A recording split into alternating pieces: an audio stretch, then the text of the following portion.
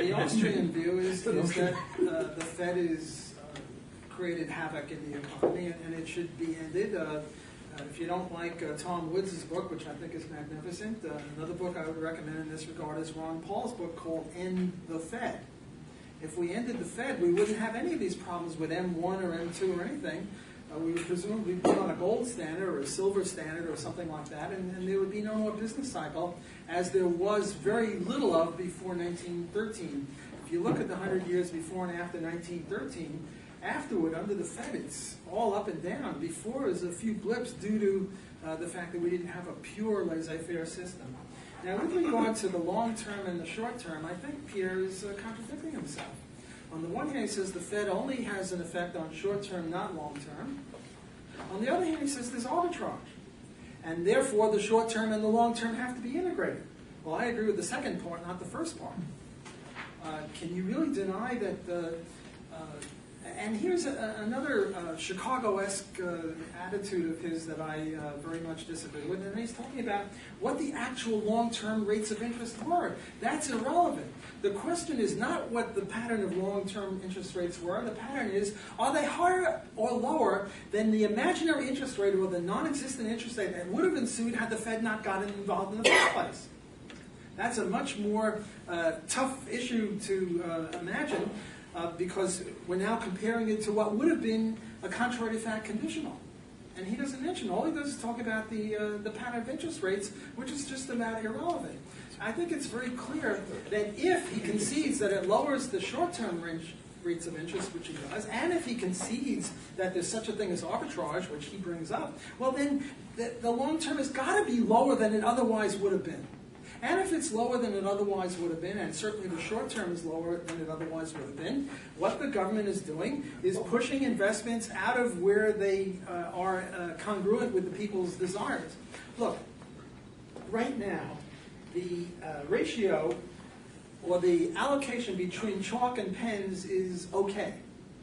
Namely, we don't have too many pens compared to chalk, nor too many chalks compared to pens, because if we did, market forces would bring them back into equilibration. For example, if we had too many pens, if we were up to our armpits in pens, and you could hardly get a chalk for your life, well then there'd be a lot of profits in this, and very little profits in this, and this people, pen people would go bankrupt, these people would make money, and they would expand until you get some sort of equilibration. But suppose that the government had been subsidizing pens, and everybody's making pens and nobody's making chalk. Well, then there's going to be a crisis when they stop, and they've got to stop, otherwise we get into hyperinflation. And that's the cause of the business cycle, or rather that's the Austrian cause of the business cycle. The Chicagoans don't have that at all.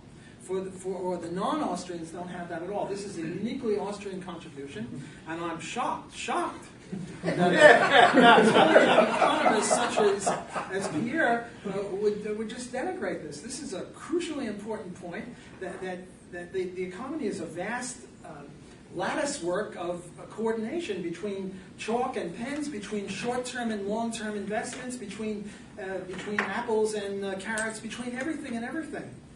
And in equilibrium, which we never reach but we always approach, there is no misallocation between them.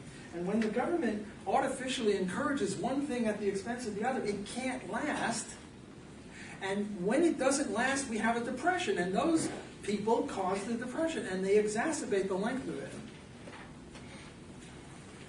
No, just a minute. I think Pierre has to respond. And then, just a minute, we've got Tunya, and then Kaleem, and then Miroslav. Oh, Norris, okay. Okay, so there's a nice agenda. Let's get Pierre to respond first. Well, just a few things quickly. There are lots of things I agree again with what Walter said. I think my methodological or epistemological disagreement is with the theory, Austrian economics, which is more a religion than a theory, if only because not only it is never empirically challenged, but it cannot be empirically challenged by the very nature of the theory. Is it possible to say very briefly what the Austrian position is, generally speaking? I think a lot of people, including me, would like Well, a short answer to that. okay, we can go into this perhaps with the questions after. Walter did explain, I guess, what Austrian theory is. In my book, Somebody in Charge, chapter, I think it's 7, half the chapter or something like this explains what Austrian theory is in much the same way as Walter does. I think that there are interesting things in Austrian theory, except that it neglects lots of things. It's not better at forecasting than other macroeconomic theories, the proof of which is that they've been forecasting a depression for the last 50 years, and it finally happened. And they say, well, we had forecasted that the government was intervening in money, so we had to have a correction. Let me just, instead of taking these big points, just a few small points. I'm not in favor of a central bank. I don't think that there should be a central bank. I think that people should be able to transact their transactions in whichever money they want to, whether it is foreign government money, whether it is private money, whether it is gold or whatever. I happen not to believe that the people would necessarily want gold, but we don't know. We'd have to let the free markets go. On the issue, Walter is right to say that I've been both arguing that the Fed, well, let me restate my argument. In long-term interest rates, as far as we know, had been decreasing for 2 decades before the economic crisis started. They probably did decrease a bit more because the Fed got the short-term rates very low, and obviously there has to be some arbitrage, but the difference between the two rates decreased. Roughly, where does the long term start? 2 years, 1 year? It's usually more than 1 year. Yes. Short-term rates are really, short-term government debt, or interbank loans that are often only 24 hours. And that's what the Fed, that's probably what the Fed can influence the most easily. The more you get towards long-term rate, the more difficult it is. Again, you look at the curve, and it's striking. Long term, if you consider 20 years to be long term, yes, mid 80s to 2007, continuous decline in the long term interest rates, lots of fluctuations of the short term interest rates, including dropping to close to zero of short term interest rates between the end of 2000 and 2004, and from the start of the recession, 2008 actually. Again, interest rates short-term close to zero, but long-term interest rates never went to zero, as I pointed out to you. So the central bank does have an influence. It certainly has a bad influence, but it doesn't have as bad an influence as it could have, just because financial markets are so big, even compared to the balance sheet of the central bank.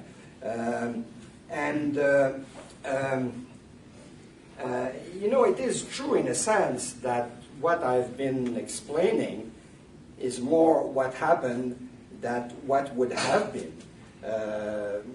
Walter tells me that I should instead concentrate on what would have been the interest rate if we had not had a central bank and central bank intervention. I certainly think it's an important question, and since I think that what the central bank does is basically harmful, I think that the situation would be much better if we didn't have a central bank, although I don't know what would have been the case. The only thing I can observe is that long-term interest rates have been decreasing for 20 years. And presumably, if we hadn't had a central bank, that would have been the case. Perhaps it would have been slightly higher, perhaps slightly lower. But I think that if, in discussing these issues, you ignore the difference between long-term rates and short-term rates in order to make them fit into a nice little model like this, I think you are making a mistake. Okay, so I'm not going to say anything about this anymore. Okay, there'll be